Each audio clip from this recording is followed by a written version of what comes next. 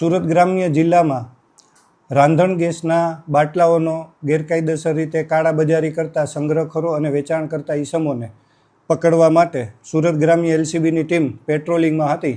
તે દરમિયાન તેમને બાતમી મળેલ કે કામરેજના પરબ હોમ ઇન્ડસ્ટ્રીયલ વિસ્તારમાં દેવા મારવાડી નામનો વ્યક્તિ રોડ ઉપર વાહનો પોતાના આઈસર ટેમ્પોમાંથી બીજા વાહનોમાં રાંધણ ગેસના બાટલા અનલોડિંગ કરી રહેલ છે. જે બાતમીના આધારે એલસીબીની ટીમ સદર જગ્યાએ પહોંચતા 8 આરોપીઓ તેમજ એક વોન્ટેડ આરોપી અને 229 બાટલા ભરેલા અને 153 ખાલી બાટલા મળી આવેલ, જે ગેરકાયદેસર રીતે સંગ્રહખોરી કરી અને વેચાણ કરતા હતા. જે બાબતેની કામરેજ પોલીસ સ્ટેશનમાં વિગતવારની ફરિયાદ આપેલ છે, જેની તપાસ હાલ ચાલુ છે.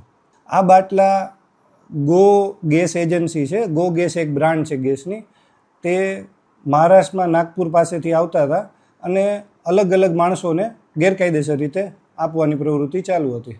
એ લોકો એને ગ્રામ્ય વિસ્તારમાં તેમજ સિટીના અલગ અલગ વિસ્તારોમાં કરવાના હતા, જે બાબતેની હાલ વિગતવારની તપાસ ચાલુ છે. બધો થઈને 34 લાખ રૂપિયાનો મુદ્દામાલ કબજે કરાયેલ છે. તેમાં 229 ભરેલા બાટલા છે અને 153 ખાલી બાટલા છે. એ બાબતેની તપાસ ચાલુ છે. હમણાં આવેલી આ પેલી ગાડી છે.